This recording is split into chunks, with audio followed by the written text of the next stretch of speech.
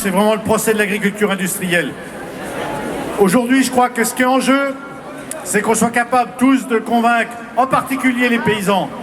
Mais dans la société, c'est relativement facile. Ce modèle d'agriculture, l'ensemble de la société n'en veut pas. De la même manière que l'ensemble des citoyens ne veut pas des OGM. Ça, c'est quelque chose qu'on connaît, qui nous a servi et qui aujourd'hui a été un élément majeur de la réussite de nos actions. Ce qui est en jeu, c'est qu'aujourd'hui, les paysans qui se disent « Ouais, finalement, 1000 vaches, s'il y en a une ou deux, c'est pas bien grave, ça ne nous concerne pas. » Ça les concerne tous, ça nous concerne tous. Je crois que c'est vraiment ça, la bataille qu'il faut gagner pour demain.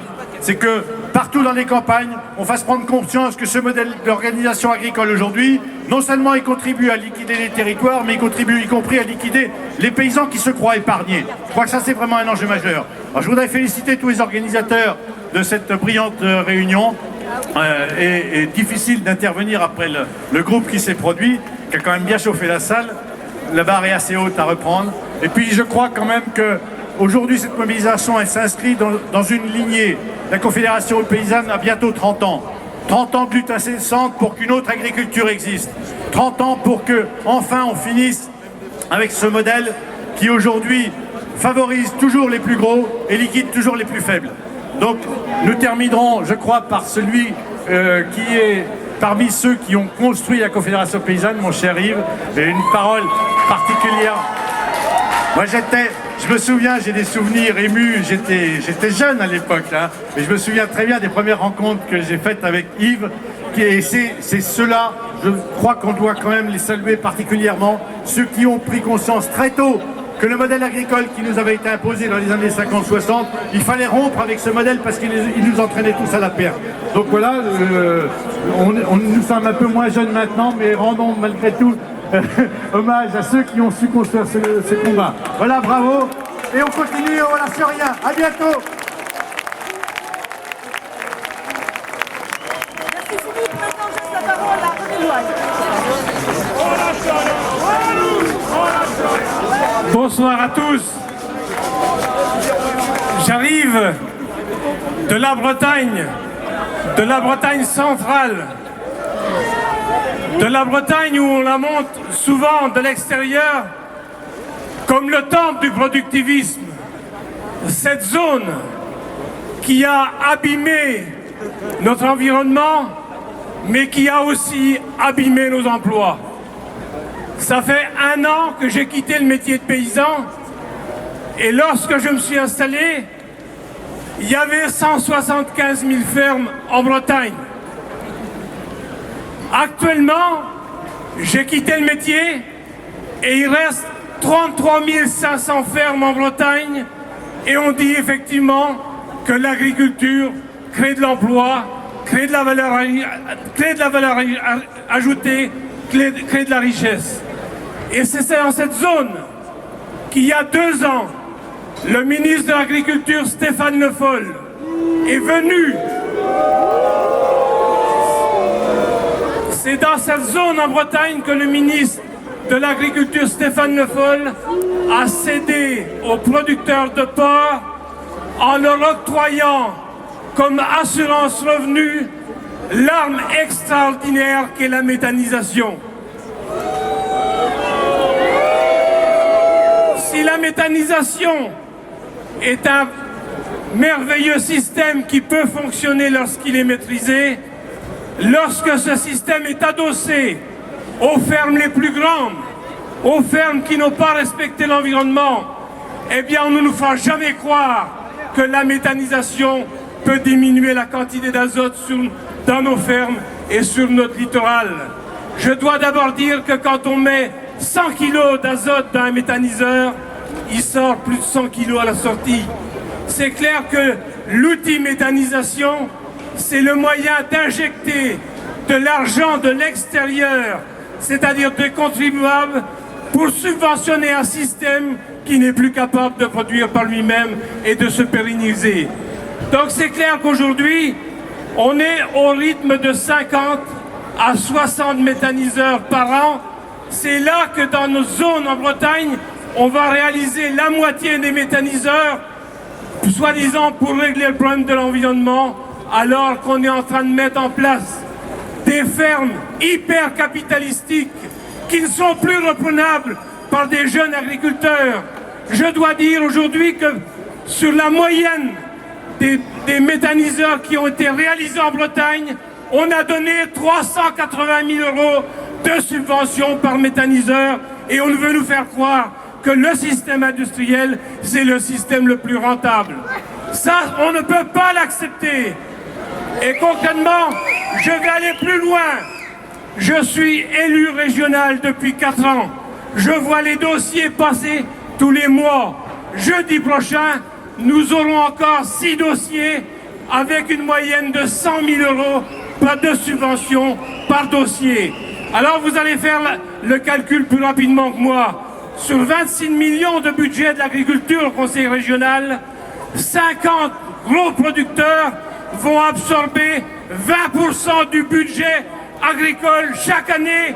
Et c'est comme ça qu'on va continuer à passer de 33 000 fermes en Bretagne, sans doute à 10 ou 15 000.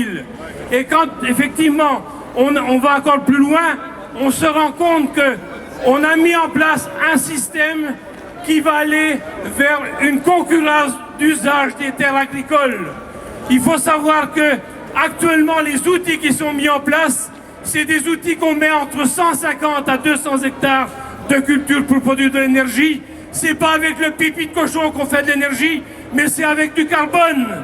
À un moment où on a 1 milliard de personnes sur la Terre qui n'ont pas à manger, est-ce qu'on va continuer à produire de l'énergie et utiliser nos terres pour produire du méthane alors qu'on n'est pas capable de régler le problème de la faim et de la malnutrition?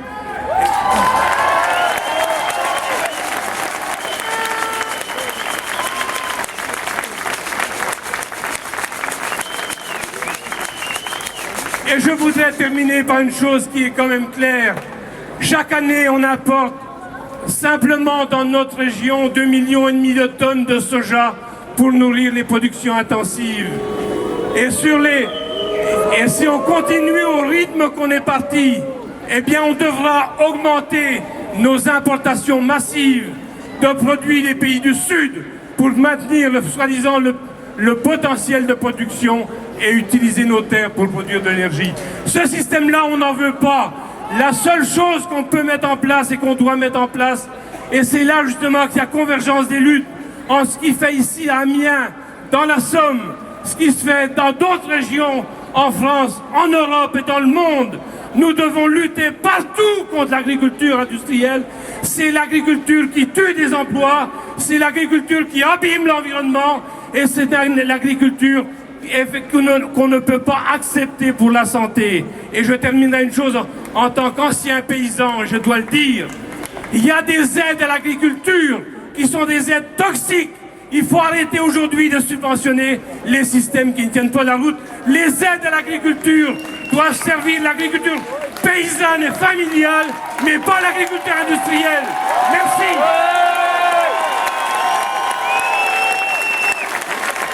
L'Orne, j'étais un modeste porte-parole dans les années 2000.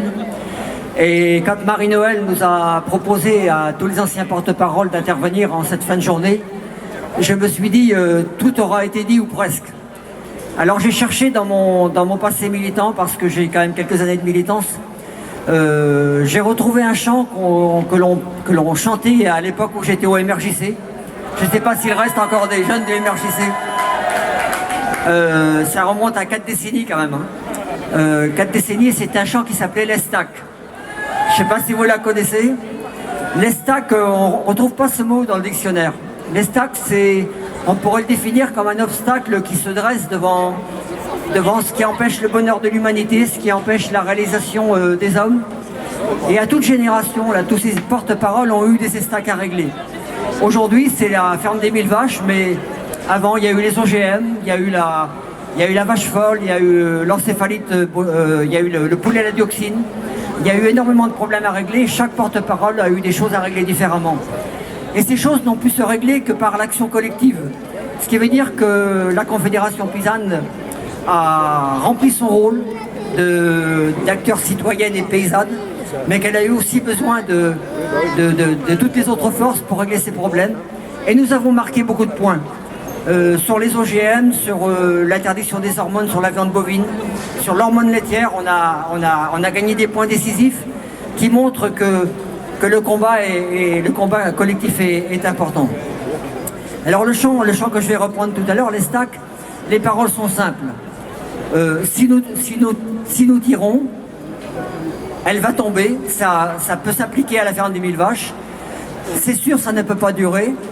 Et si tu tires toi aussi et moi aussi, eh bien c'est sûr qu'elle va tomber.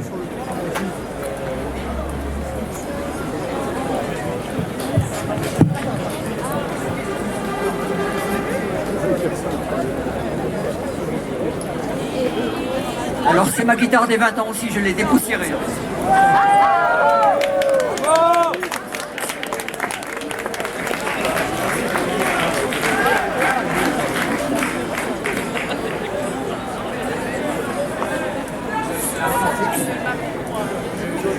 Si nous tirons, elle va tomber, c'est sûr ça ne peut pas durer, c'est sûr elle tombe, elle est déjà bien penchée. Si je tire fort par ici, et si tu tires fort ici, c'est sûr elle tombe, comme un jour de liberté. Alors la liberté, bien sûr, c'est pas la liberté des riches, hein, c'est la liberté de pouvoir vivre pour le plus grand nombre. Je vous chanterai un refrain et puis on reprendra le couplet ensemble. Tant de charrettes sont passées sous un soleil incertain. Il était vieux, il me parlait devant la porte un matin. As-tu vu, je lui demandais, les stacks qui nous retient.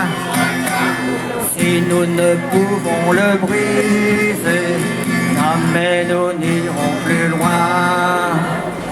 Si nous tirons, elle va tomber, c'est sûr ça ne peut pas durer, c'est sûr elle tombe, elle est déjà bien penchée. Si je tire fort par ici, et si tu tires fort aussi, c'est sûr elle tombe, comme un jour de liberté.